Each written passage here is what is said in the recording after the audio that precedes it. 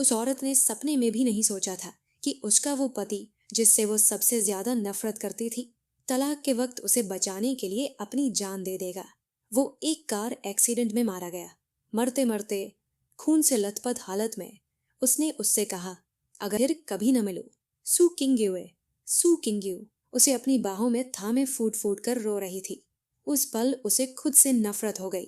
वो अपने पति से बहुत प्यार करती थी, लेकिन उसकी ईगो और सेल्फ रिस्पेक्ट के चक्कर में बात तलाक तक पहुंच गई थी। और फिर ये हादसा हो गया। मेरे पति के जाने के बाद सु किंग्युए एकदम टूट गई। 1 साल तक वो गुमसुम रही और फिर एक दिन कमरे में उसने बहुत सारी नींद की गोलियां खा ली। वो मुस्कुराते हुए अपनी आंखें बंद कर रही थी। पति, मैं तुमसे अपने पापों का प्रायश्चित करने आ रही हूँ। जब उसकी आंखें दोबारा खुली तो पास रखे फोन पर एक मैसेज आया। स्क्रीन पर डेट चमक रही थी, 11 मई। हर चीज सुकिंग्युए को इशारा कर रही थी कि उसका रीबर्थ, पुनर्जन्म हुआ है। वो किसी डूबते हुए इंसान की तरह जीने की उम्मीद ढूंढने लगी, ये सोचकर कि वो मुझसे फिर मिल सकती है और अपनी गलतियों को सुधार सकती है। उसकी आंखों में आंसू आ गए। वो बदहवास होकर कमरे से बाहर भागी। उसमें उस अहंकारी फीमेल प्रेसिडेंट वाली कोई बात नहीं बची थी। सच तो ये था कि सु किंग्युए मुझसे नफरत नहीं करती थी। जब उसकी माँ बहुत बीमार थी, तब मैंने अपने स्टार्टअप का सारा पैसा उनके इलाज में लगा दिया था। इस एहसान ने उसे कमजोर महसूस कराया। उसने मुझसे शादी की। वो मेरी हर बात मानती थी। लेकिन जैसे ही उसका करियर सेट हुआ और वो कंपनी को ऊंचाइयों पर ले गई, उसके मन में पावर और सुपीरियर बनने की इच्छा जाग गई। इसी सोच ने हमारे बीच झगड़े और ईगो क्लैश पैदा कर दिए। हम अलग कमरों में सोने लगे और धीरे धीरे बात तलाक तक पहुंच गई। पिछले जन्म में सिविल अफेयर्स ब्यूरो के सामने खड़े होकर सु किंग्युए को पछतावा हो रहा था। लेकिन इससे पहले कि वो कुछ बोल पाती, हम एक दूसरे के झगड़े, क्राइम ऑफ पैशन की चपेट में आ गए। एक आदमी ने अपनी पत्नी को धोखा देकर फर्जी तलाक लिया था ताकि अपनी प्रेमिका से शादी कर सके। उसकी पत्नी ने गुस्से में उन दोनों पर गाड़ी चढ़ा दी, जिसकी चपेट में हम भी आ गए। उस खतरे के वक्त मैं ने नेचुरली सु किंग्युए को धक्का देकर बचा लिया और खुद खून से लथपथ होकर गिर गया। उस दिन के बाद सु किंग्युए के लिए लाइफ का कोई मतलब नहीं रह गया था। अब सु किंग्युए भागते हुए लिविंग रूम में आई और देखा कि जिसे वो दिन रात याद करती थी, वो सोफे पर बैठा है। वो उसे एक तक देखने लगी। दोबारा मिलने की खुशी और पुराने जंग का पछतावा उसके दिल में उमड़ रहा था। लेकिन मेरी आवाज ने उसे कड़वी सच्चाई में वापस खींच लिया। चलो तलाक ले लेते हैं। इस एग्रीमेंट को देख लो।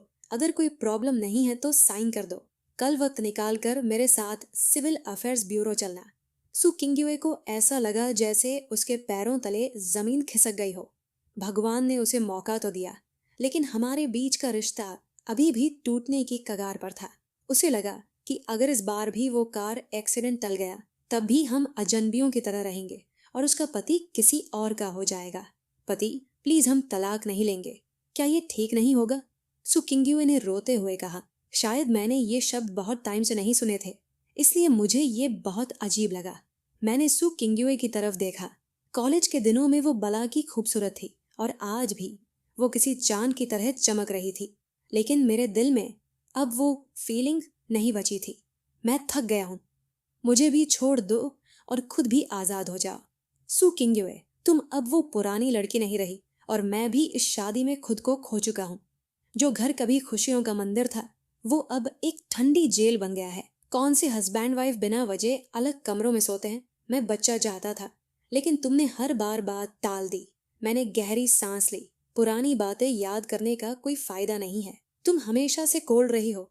तुम्हें तो तलाक ही चाहिए था ना। तो अब जैसा तुम चाहती थी वैसा ही हो रहा है। साइन करो। ये बातें सु किंग्युए के दिल पर छर्रों की तरह लग रही थी। ये मेरी गलती थी कि मैं एक अच्छी पत्नी नहीं बन पाई। पति, मुझे बस एक मौका और दो।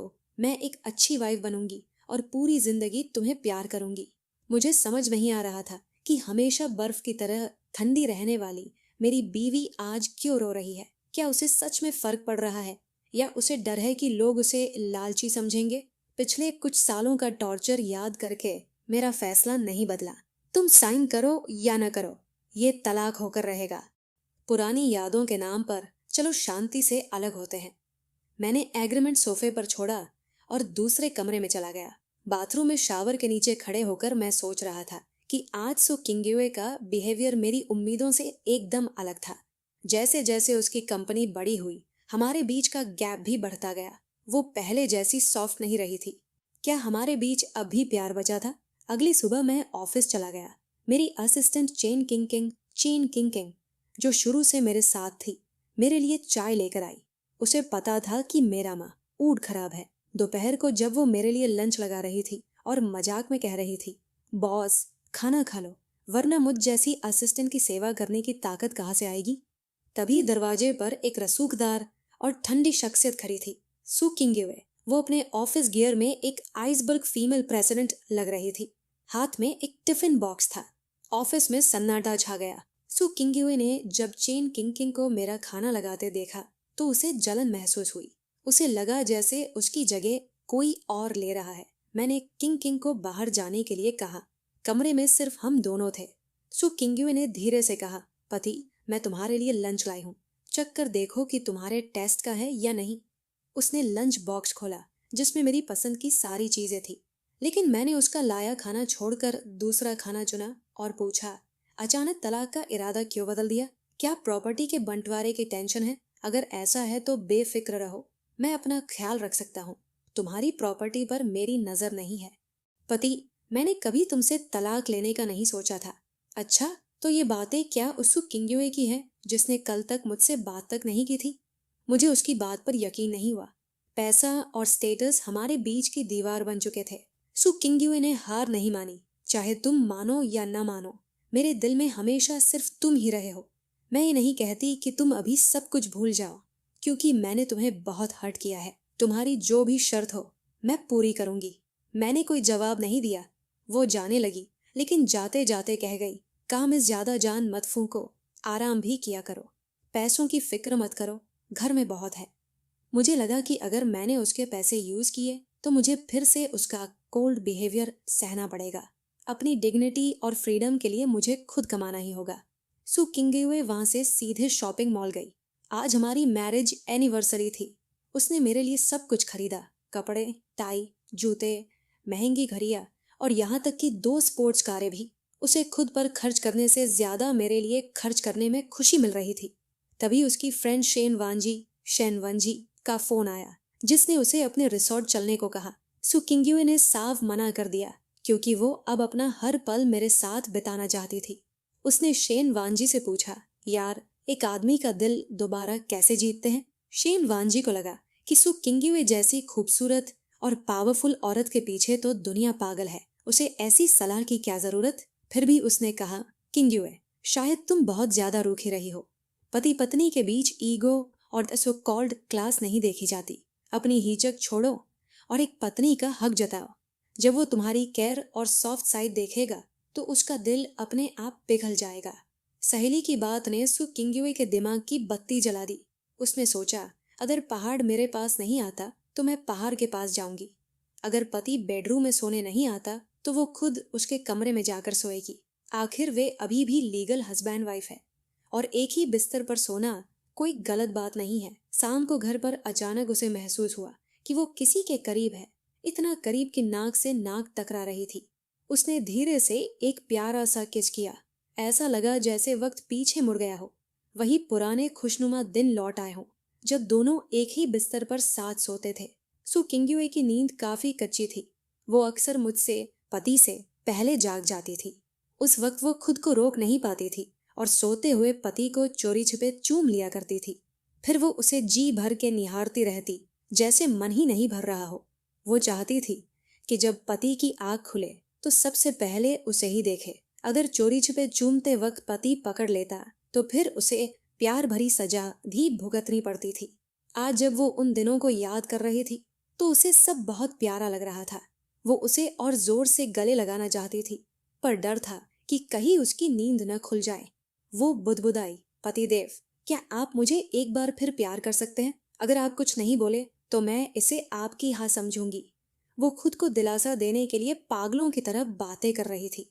वो उन मंजरों को याद नहीं करना चाहती थी जिन्हें बदला नहीं जा सकता। वो तलाक और फिर उसका किसी और औरत से मिलना। जो इंसान उसे इतना प्यार करता था वो किसी और का पति बन गया। वो सारी हसीन यादें जैसे धुआं हो गई थी, जैसे कभी प्यार था ही नहीं। दुनिया में सबसे बड़ी खुशी होती है खोई हुई चीज को वापस पा लेना, लेकिन सबसे बड़ा दुख और पछतावा होता है किसी की कद्र न करना। जो इंसान आपका था उसे आपने खुद अपनी गलतियों से दूर कर दिया। अब रात गहरी हो चुकी थी और सु किंग्युए का प्यार उसके पास ही था। धीरे धीरे वो रिलैक्स हुई और गहरी नींद में सो गई। इस बार उसे वो खून से लथपथ वाला डरावना सपना नहीं आया, बल्कि उसे महसूस हुआ जैसे वो आग की लपटों के बीच फंसी है। बहुत बेचैनी थी। सुबह जब मैं वक्त पर जागा तो देखा कि मेरी बाहों में कोई था।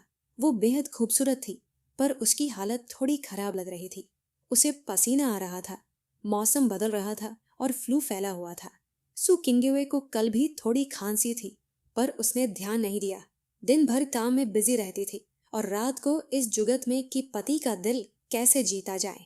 इन सब के बीच वो शारीरिक और मानसिक रूप से थक चुकी थी और उसे बुखार चढ़ गया। मैंने जब माथे पर हाथ रखा तो वो तवे की तरह जल रहा था। मैंने उसे जगाया, उठो सु किंग्युए। उसकी पलकें पसीने से भीगी हुई थी। वो बुदबुदाई, पतिदेव, मुझे बहुत बुरा लग रहा है। बीमार हालत में वो सु किंग्युए बिल्कुल बदल गई थी, एकदम नरम और बात मानने वाली। उस आइसबर्ग गॉडेस जैसी बिल्कुल नहीं जो वो आमतौर पर रहती थी। इतने सालों की शादी में मैंने उसका ये रूप कई बार देखा था, इसलिए मुझे कुछ नया नहीं लगा। मैंने आप भरते हुए कहा, बुखार है, बुरा तो लगेगा ही। चलो उठो, हॉस्पिटल चलते हैं। सु किंग्युए को लगा कि किस्मत ही खराब है। अभी तो प्लान शुरू भी नहीं हुआ था कि वो बीमार पड़ गई। उसे लगा कि पति की नजरों में वो अब सिर्फ एक बोझ बनकर रह गई है और उसे शायद अब उसमें कोई इंटरेस्ट नहीं रहा। बुखार की वजह से उसे बहुत कमजोरी लग रही थी और वो बस मेरी बाहों में सिमटी रहना चाहती थी। उसने कहा, हॉस्पिटल नहीं जाना, प्राइवेट डॉक्टर को फोन कर दो। मेरे फोन में नंबर है। मैंने बेड साइड टेबल से उसका फोन लिया। पासवर्ड वही था, हमारी शादी की तारीख के आखिरी 6 अंक। मैंने कॉन्टैक्ट लिस्ट चेक की और डॉक्टर को फोन किया। डॉक्टर ने लक्षण पूछे और कहा कि वो जल्द ही पहुंच रही है। मैंने उसे बिस्तर पर बिठाया और पानी पिलाया। वो कांपते हुए बोली, पतिदेव, मुझे ठंड लग रही है। वो चाहती थी कि मैं उसे थोड़ा और प्यार और अटेंशन दूं, पर मैंने बस उसे लेटने को कहा और कंबल उगा दिया। थोड़ी देर में लेडी डॉक्टर अपने मेडिकल किट के साथ आ गई। चेकअप हुआ, टेम्परेचर लिया गया और फिर दवाइयाँ दी गई। डॉक्टर ने बताया कि ये वायरल फीवर है, आराम की जरूरत है और दवाइयों से नींद आएगी। डॉक्टर के जाने के बाद जब मैं उन्हें बाहर छोड़ने गया तो सु किंग्युए को लगा कि मैं उसे छोड़कर ऑफिस जा रहा हूँ।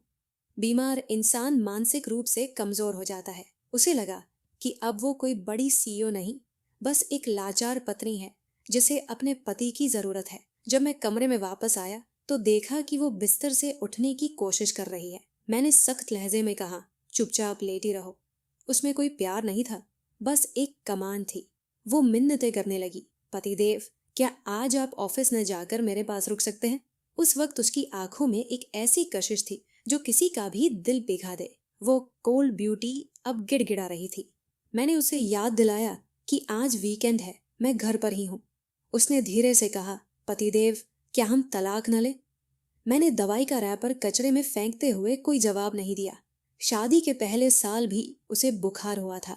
तब वो मेरी बाहों में सिमट कर कहती थी कि हम हमेशा साथ रहेंगे, लेकिन वक्त के साथ वो कोल्ड आइसबर्ग बन गई थी। इसलिए अब उसकी बातों का मुझ पर कोई असर नहीं हो रहा था। दवा ने काम शुरू किया और उसे नींद आने लगी। वो मेरे जवाब का इंतजार करती रही और उसी धुंधली हालत में सो गई। शाह मको जब वो जागी तो बुखार उतर चुका था, लेकिन पूरा शरीर पसीने से तरबतर था। बाहर डूबते सूरज की रोशनी कमरे में आ रही थी। वो सीन बहुत खूबसूरत था, लेकिन सु किंग्युए के लिए वो डरावना था क्योंकि मैं कमरे में नहीं था। उसने डरे हुए स्वर में पुकारा, पतिदेव। जब कोई जवाब नहीं मिला तो उसे लगा जैसे पूरी दुनिया ने उसे छोड़ दिया है। लेकिन तभी कदमों की आवाज सुनाई दी। मैं कमरे में आया, उसका माथा चेक किया। बुखार नहीं था। मैं उसके लिए दलिया लाया और उसे दवा खाने को कहा। सो किंग्युए ने अब ये उम्मीद करना छोड़ दिया था कि मैं उसे पहले की तरह अपने हाथों से खाना खिलाऊंगा। उसने चुपचाप दलिया खाया और दवा ली। जब मैं नहाकर दूसरे कमरे से वापस आया तो देखा सु किंग्युए अपना कंबल लेकर मेरे पीछे पीछे आ गई थी। वो बिस्तर के कोने पर बैठी थी, एकदम सहमी हुई। उसे डर था कि कहीं मैं उसे अकेला न छोड़ दूं। उसने धीरे से कहा, डॉक्टर ने कहा था रात को बुखार फिर से बढ़ सकता है। क्या आज रात हम साथ सो सकते हैं? मैं एक बीमार इंसान से बहस नहीं करना चाहता था। मैंने तौलिए से अपने बाल सुखाए। सु किंग्युए ने जब देखा कि मैं मना नहीं कर रहा तो उसे चैन मिला। तभी उसके फोन की घंटी बजी। फोन उसकी दोस्त शेनवांजी का था, जो अपनी रिसोर्ट में हॉट स्प्रिंग का मजा ले रही थी।